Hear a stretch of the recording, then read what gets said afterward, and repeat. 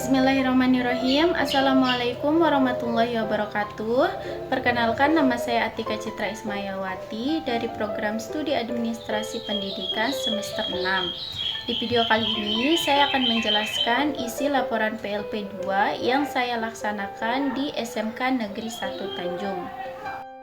Pertama-tama saya akan memaparkan hasil observasi lingkungan yang saya lakukan di SMK Negeri 1 Tanjung, yang dimana visi dari SMK Negeri 1 Tanjung adalah membentuk peserta didik yang unggul, berprestasi, terampil, berbudaya, berdasarkan iman dan takwa.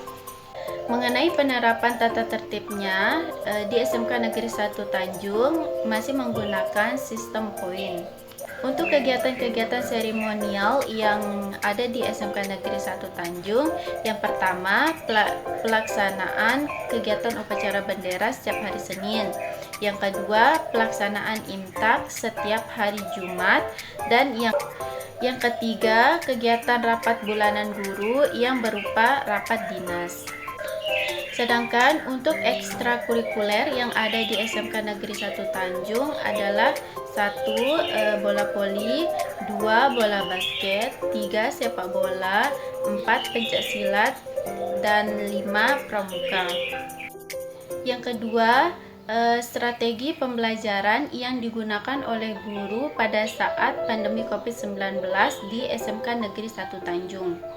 Pembelajaran di SMK Negeri 1 Tanjung yang dilakukan pada saat pandemi COVID-19 dilakukan tetap mengikuti peraturan pemerintah dengan belajar dari rumah melalui media online.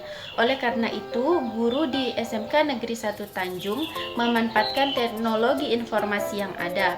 Dengan seiring berjalannya waktu dan pandemi belum selesai, pemerintah mulai menerapkan proses belajar mengajar melalui tatap muka khususnya di daerah zona hijau dan zona kuning. SMK Negeri 1 Tanjung juga sudah memulai menerapkan sistem belajar mengajar dengan tatap muka dengan jumlah peserta didik yang sudah ditentukan sesuai protokol COVID-19, yang dimana satu kelas dibagi menjadi 2 kelompok. Strategi pembelajaran yang dilakukan atau yang digunakan pada masa pandemi yaitu pembelajaran yang menekankan pada proses penyampaian materi secara verbal dari seorang guru kepada kelompok peserta didik dengan maksud agar peserta didik dapat menguasai materi pelajaran secara optimal.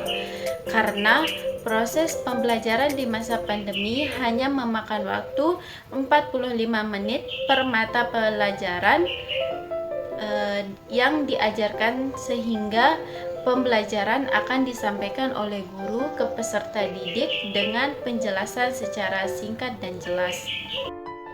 Yang berikutnya ada sistem dan perangkat evaluasi yang digunakan oleh guru di SMK Negeri 1 Tanjung. Dalam melakukan evaluasi pembelajaran pada peserta didik di SMK Negeri 1 Tanjung, ada 2 tahap yang dilakukan, yaitu pembelajaran secara daring dan pembelajaran secara luring. Pembelajaran secara daring memanfaatkan teknologi aplikasi seperti Google Classroom, Zoom, dan WhatsApp.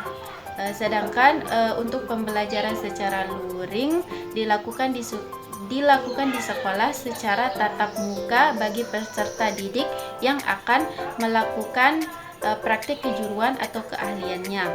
Di SMK Negeri 1 Tanjung melaksanakan evaluasi bulanan, yaitu seperti ulangan harian, sedangkan evaluasi per semesternya itu seperti mid semester, dan evaluasi terakhir itu yaitu pas BK, penilaian akhir semester berbasis komputer.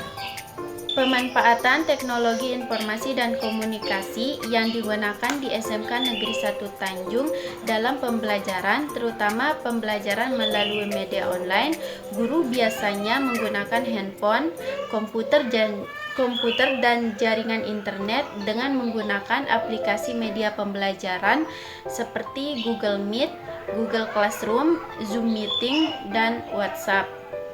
Yang ketiga, tugas pendampingan peserta didik yang saya lakukan di SMK Negeri 1 Tanjung. Yang pertama, mengarahkan peserta didik untuk kelas simulasi. Yang kedua, mendampingi peserta didik dalam kegiatan UKK, ujian kompetensi keahlian. Yang ketiga, mendampingi peserta didik dalam PASBK, penilaian akhir semester berbasis komputer. Yang keempat, mendampingi peserta didik dalam kelas kosong. Yang kelima, mendampingi dalam kegiatan PPDB, penerimaan peserta didik baru. Yang keenam, mendampingi kegiatan daftar ulang. Dan yang ketujuh, mendampingi kegiatan PLS, pengenalan lingkungan sekolah. Untuk kegiatan pendampingan ekstrakurikuler dan kokurikuler di SMK Negeri 1 Tanjung tidak bisa dilakukan karena ditiadakan atau dinonaktifkan untuk sementara waktu karena kondisi saat ini sedang dalam pandemi COVID-19. Sedangkan untuk pekerjaan administrasi yang saya lakukan di SMK Negeri 1 Tanjung, 1. Membantu penginputan data calon peserta didik baru. Yang kedua, membantu mengentri nilai rapot. Yang ketiga, membantu mengentri nilai ujian. Yang keempat, mengisi e-rapot. Yang kelima, membantu menyiapkan soal UAS kelas 11 dan 10.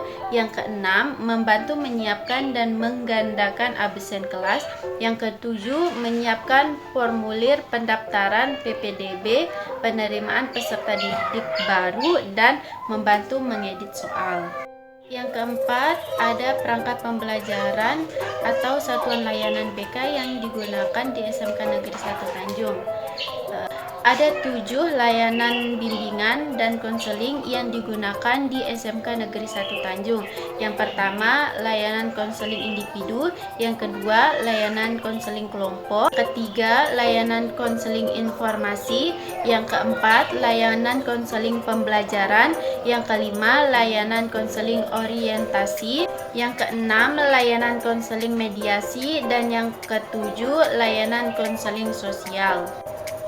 Yang kelima, ada rancangan program kerja yang dibuat oleh mahasiswa. Yang pertama, layanan kurikulum, di mana kegiatannya adalah membantu penginputan data calon peserta didik baru, membantu mengentri nilai rapot, membantu mengentri nilai ujian, dan mengisi e-rapot. Sedangkan untuk layanan tata usahanya, 1. Membantu menyiapkan soal UAS kelas 11 dan 10.